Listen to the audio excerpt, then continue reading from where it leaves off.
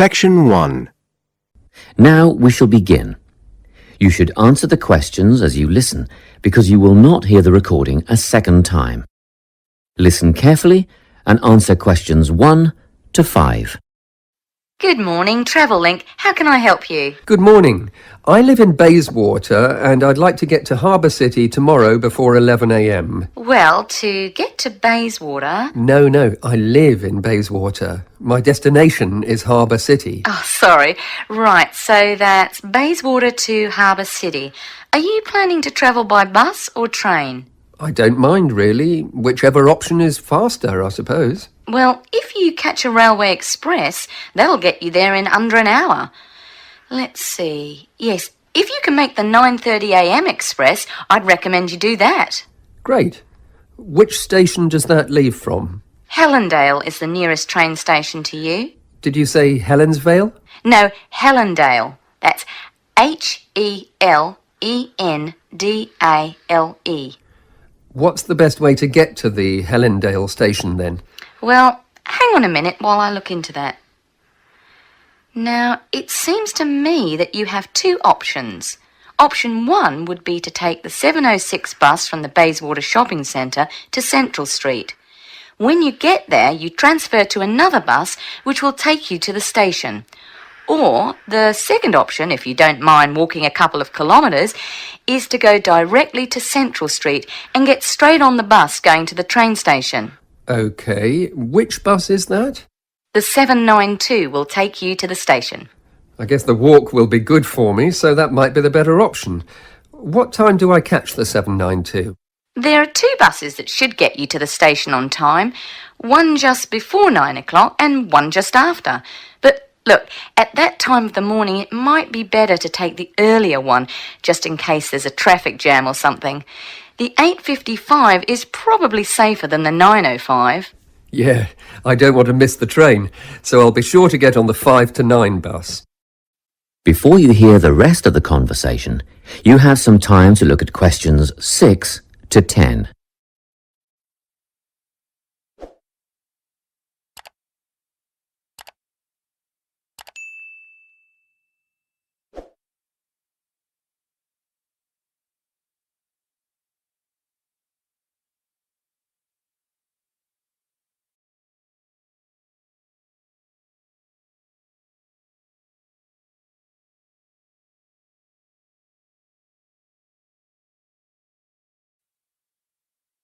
Now listen and answer questions 6 to 10. By the way, how much will I have to pay in fares?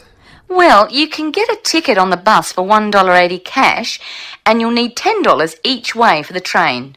Wait, do you have a Travel-Link card? No, but I can get one before tomorrow. OK, well that'll make it considerably cheaper then.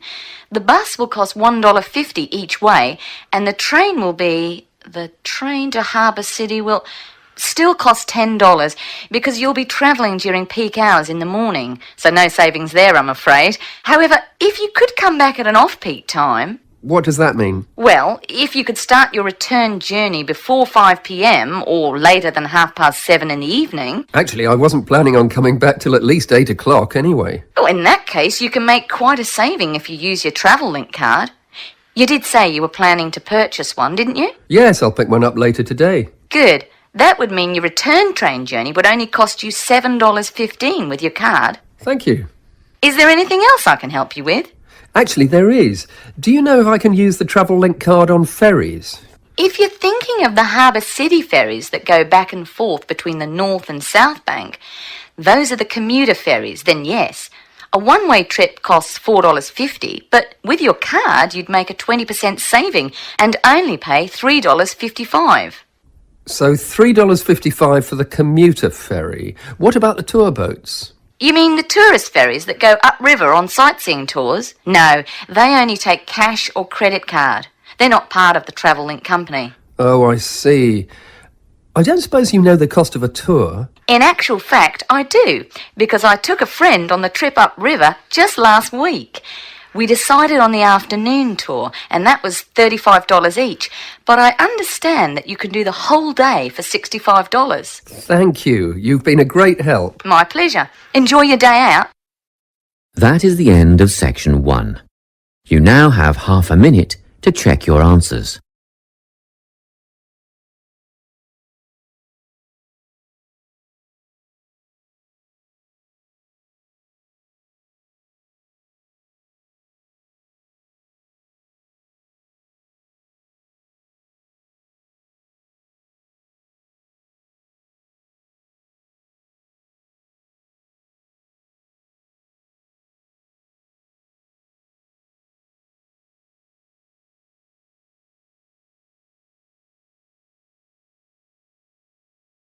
Section 2. You will hear a guidance counsellor talking to a group of students. First, you have some time to look at questions 11 to 14.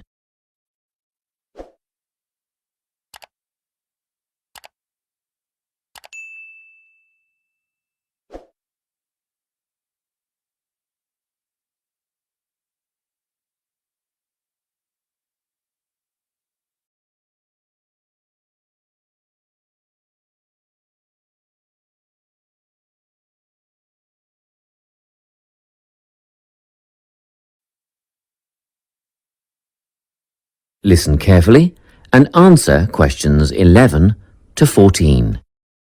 Hello everyone. I'm the Counselling Administrator here at St Ives College, and I've been asked to come and talk to you about our counselling team and the services that we offer. We have 3 professional counsellors here at St Ives: Louise Bagshaw, Tony Denby and Naomi Flynn. They each hold daily one-on-one sessions with students, but which counsellor you see will depend on a number of factors. If you've never used a counsellor before, then you should make an appointment with Naomi Flynn. Naomi specialises in seeing new students and offers a preliminary session where she will talk to you about what you can expect from counselling, followed by some simple questions about what you would like to discuss. This can be really helpful for students who are feeling a bit worried about the counselling process. Naomi is also the best option for students who can only see a counsellor outside office hours. She is not in on Mondays, but starts early on Wednesday mornings and works late on Thursday evenings, so you can see her before your first class or after your last class on those days. Louise staffs our drop-in centre throughout the day. If you need to see someone without a prior appointment, then she is the one to visit. Please note that if you use this service, then Louise will either see you herself or place you with the next available counsellor. If you want to be sure to see the same counsellor on each visit, then we strongly recommend you make an appointment ahead of time. You can do this at reception during office hours or by using our online booking form. Tony is our newest addition to the counselling team. He is our only male counsellor, and he has an extensive background in stress management and relaxation techniques. We encourage anyone who is trying to deal with anxiety to see him. Tony will introduce you to a full range of techniques to help you cope with this problem, such as body awareness, time management, and positive reinforcement. Before you hear the rest of the talk, you have some time to look at questions 15 to 20.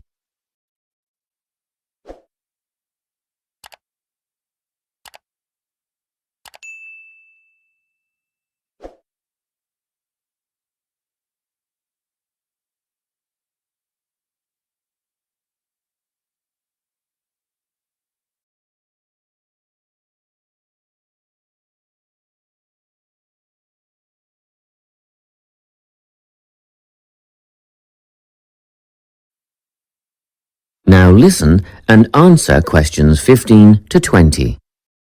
Each semester, the counselling team runs a number of small group workshops. These last for 2 hours and are free to all enrolled students. Our first workshop is called Adjusting. We've found that tertiary education can come as a big shock for some people. After the structured learning environment of school, it is easy to feel lost. In this workshop, we will introduce you to what is necessary for academic success. As you might expect, we're targeting first-year students with this offering. Getting organised, follows on from the first workshop.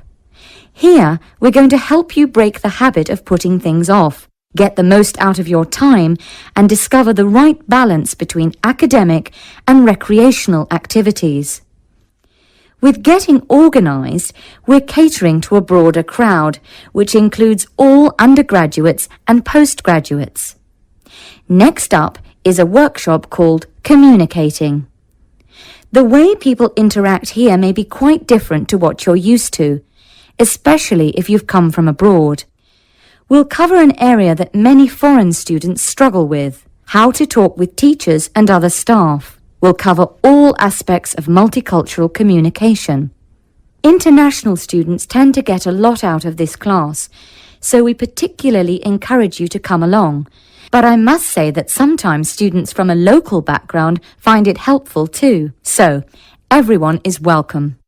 The anxiety workshop is held later on in the year and deals with something you will all be familiar with, the nerves and anxiety that come when exams are approaching. Many students go through their entire academic careers suffering like this, but you don't have to. Come to this workshop and we'll teach you all about relaxation and how to breathe properly, as well as meditation and other strategies to remain calm. We've tailored this workshop to anyone who is going to sit exams. Finally, we have the motivation workshop. The big topic here is how to stay on target and motivated during long-term research projects. This workshop is strictly for research students, as less advanced students already have several workshops catering to their needs. Well, that's it. Thanks for your time. If you have any questions or want more information about our services, do come and see us at the counselling service. That is the end of section 2. You now have half a minute to check your answers.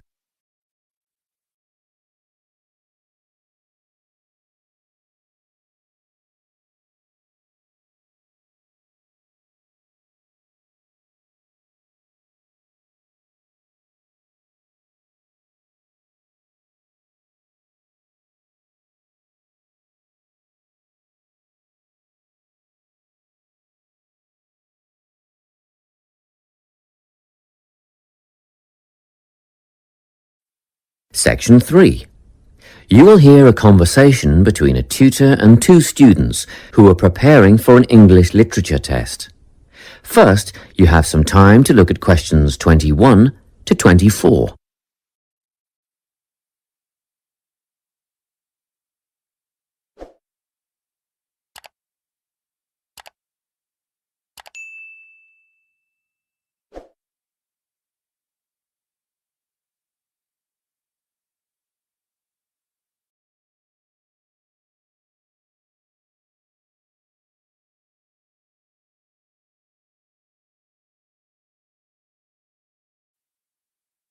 Listen carefully and answer questions 21 to 24.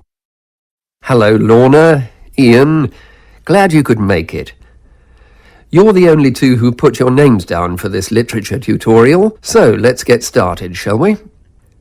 I want to run over some aspects of the novel The Secret Garden with you before the test next week. Be sure to take some notes and ask questions if you need to. Hey, Lorna, have you got a spare pen? Sure, here you are. Okay, so the story follows two key characters. You should refer to them as protagonists, who go by the names of Mary Lennox and Colin Craven. The story is set shortly after the turn of the 20th century, and the narrative tracks the development of the protagonists as they learn to overcome their own personal troubles together. That's quite a common storyline, isn't it? Yes, you're right, Lorna. So what can you tell me about the character of Mary? Well, in the beginning, she is an angry, rude child who was orphaned after a cholera outbreak and forced to leave India and move to the United Kingdom to her uncle's house in Yorkshire. That's right. And there she meets Colin, who spends his days in an isolated room, believing himself to be permanently crippled, with no hope of ever gaining the ability to walk. The two strike up a friendship, and gradually learn, by encouraging each other, that they can both become healthy, happy, and fulfilled in life. Will we need to remember a lot of these details for the exam? Just the basic outline. Examiners don't want to read a plot summary. They know what the book is about. Focus on narrative techniques instead, such as point of view. What's that mean? It's all about how we see the story. This story, for example, is written from the perspective of what is called an omniscient narrator. Omniscient means all-knowing. So, as readers, we get to see how all the characters feel about things, what they like and don't like, and what their motivations are in the story. Before you hear the rest of the conversation, you have some time to look at questions 25 to 30.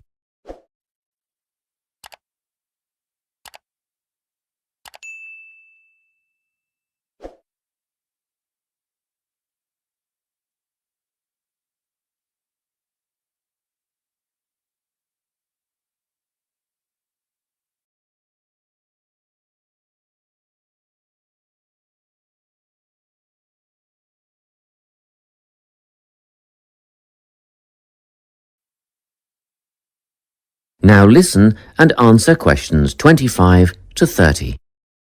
Won't it be hard to write a technical analysis? After all, it's a kid's book. Well, it was initially pitched at adults, you know.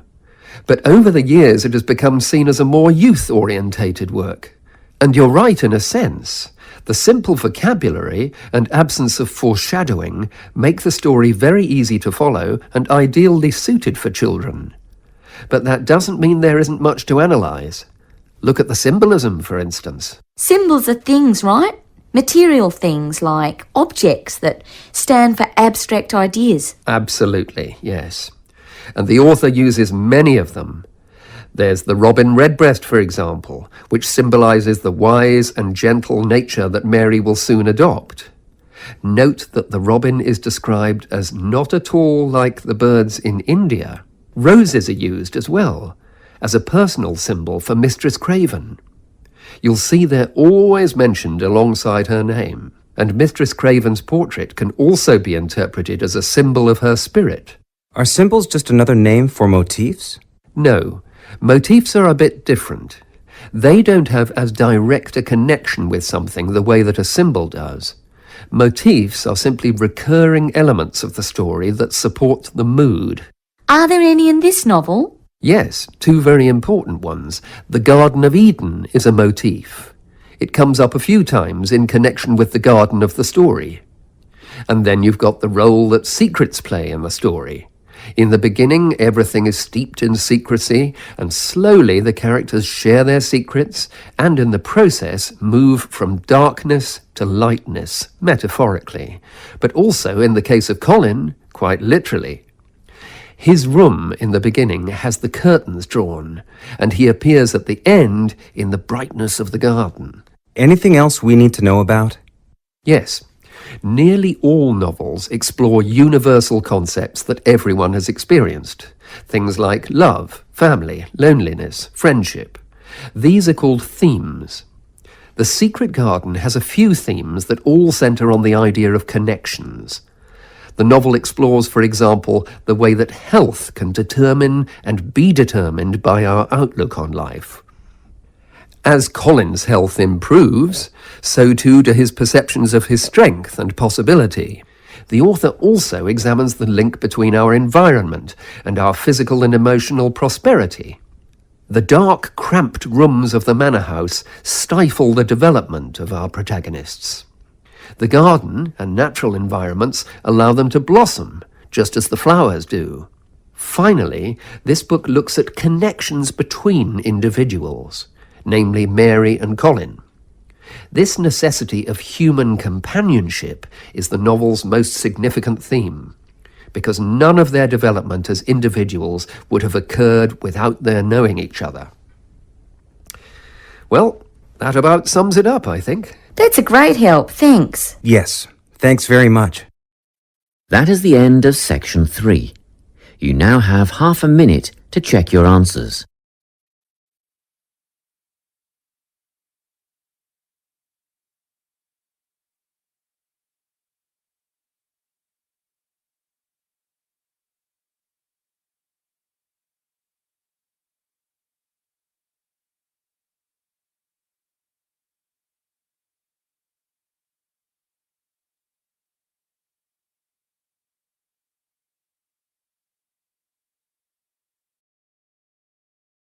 Section 4.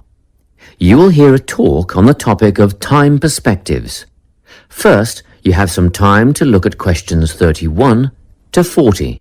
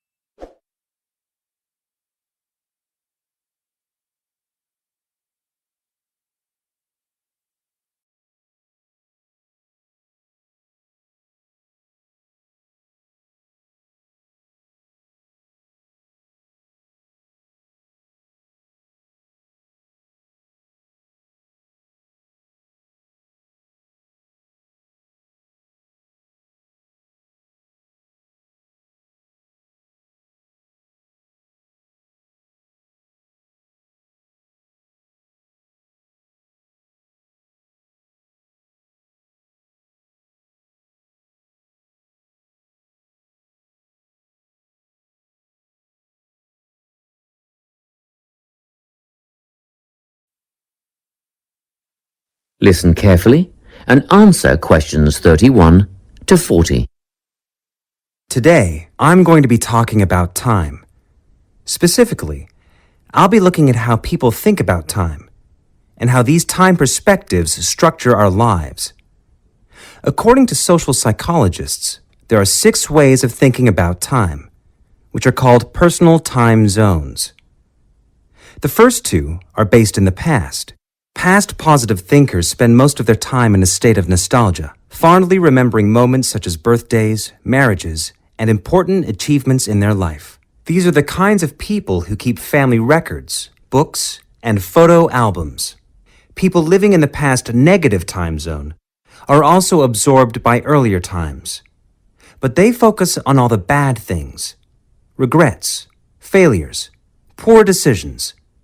They spend a lot of time thinking about how life could have been. Then, we have people who live in the present. Present hedonists are driven by pleasure and immediate sensation. Their life motto is to have a good time and avoid pain. Present fatalists live in the moment too, but they believe this moment is the product of circumstances entirely beyond their control. It's their fate, whether it's poverty, religion, or society itself. Something stops these people from believing they can play a role in changing their outcomes in life. Life simply is, and that's that. Looking at the future time zone, we can see that people classified as future active are the planners and go-getters. They work rather than play and resist temptation. Decisions are made based on potential consequences, not on the experience itself. A second future-orientated perspective, future fatalistic, is driven by the certainty of life after death and some kind of a judgment day when they will be assessed on how virtuously they have lived and what success they have had in their lives. Okay, let's move on. You might ask, how do these time zones affect our lives? Well, let's start at the beginning. Everyone is brought into this world as a present hedonist. No exceptions. Our initial needs and demands, to be warm, secure, fed, and watered, all stem from the present moment. But things change when we enter formal education. We're taught to stop existing in the moment and to begin thinking about future outcomes.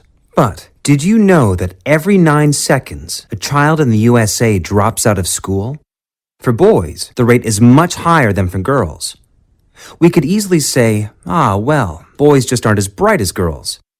But the evidence doesn't support this. A recent study states that boys in America, by the age of 21, have spent 10,000 hours playing video games. The research suggests that they'll never fit in the traditional classroom because these boys require a situation where they have the ability to manage their own learning environment.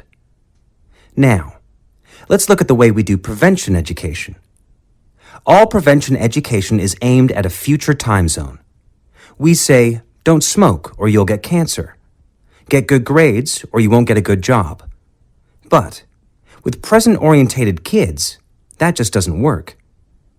Although they understand the potentially negative consequences of their actions, they persist with the behavior because they're not living for the future. They're in the moment right now. We can't use logic, and it's no use reminding them of potential fallout from their decisions or previous errors of judgment. We've got to get in their minds just as they're about to make a choice. Time perspectives make a big difference in how we value and use our time.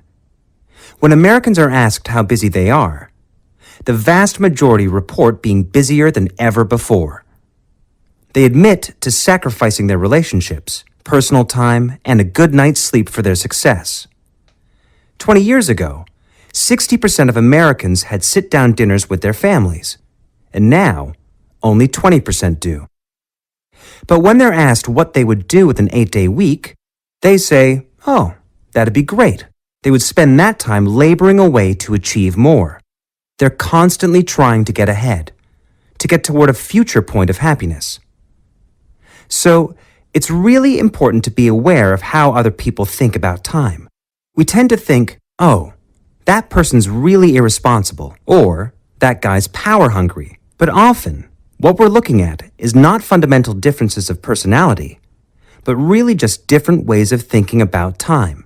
Seeing these conflicts as differences in time perspective, rather than distinctions of character, can facilitate more effective cooperation between people and get the most out of each person's individual strengths. That is the end of section 4. You now have half a minute to check your answers.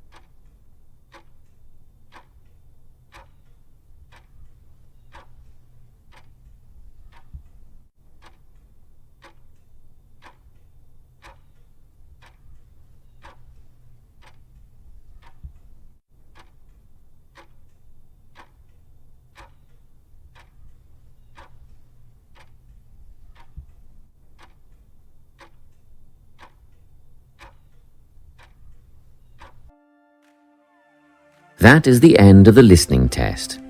You now have 10 minutes to transfer your answers to the listening answer sheet.